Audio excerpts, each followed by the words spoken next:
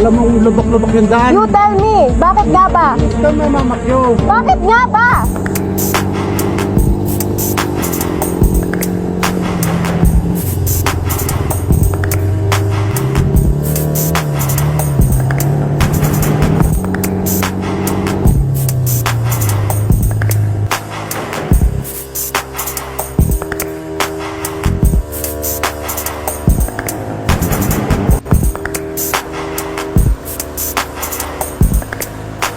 I noticed Ito this na. truck has been hurting lanes Stuck without yung checking the pagkasabog surroundings na. like a dumbass. I decided to speed ahead.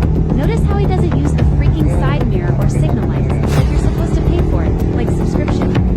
Hindi kami konsentidor. Pero we correct in private.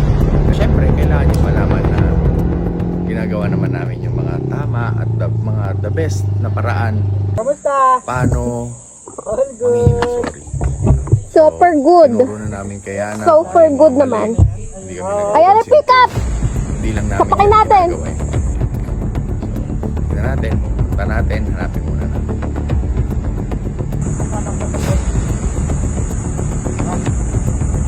Sorry, ano? Kasi mamakyo ka. Bakit nga ba? Ha? Bakit nga ba? Bakit nga ba? Bakit nga ba? Alam mo, lubak-lubak yung daan. You tell me, bakit nga ba? You tell me. No, you tell me. You tell me. Huwag kang mamamakyo. Bakit nga ba? You tell me. Nagit-git nyo kasi May side mirror ka, ako wala. Hindi ka gumagamit side mirror mo? Dumbass. Huwag ka doon na. Ikaw ang wag ganon. You use your side mirror.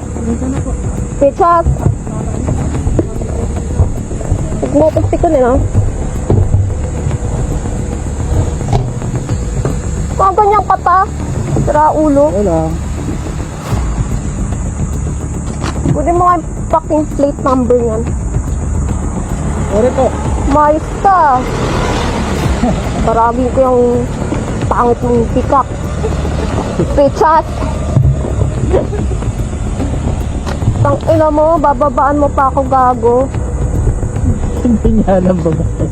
Oo! Kapag gaganunin, tarantado ang putang ina. Relax. To grow is to be accountable. Earlier, di po namin naabutan si Kuya Jimmy Pascual sa bahay niya at sa work niya to personally apologize. So, I would like to take this opportunity to say sorry to Kuya Jimmy for what I've caused.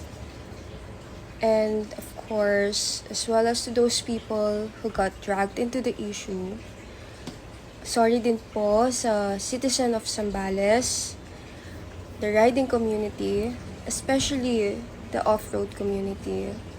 This issue is all on me. I'm still learning. This one especially the hard way. I promise to be more patient next time, especially on the road. And I'll listen to my ates and kuyas more. Na-feel ko na po yung mundong maraming galit and ayoko na pong maulit po yun. Again, sorry po at pasensya po ulit. Maraming salamat po.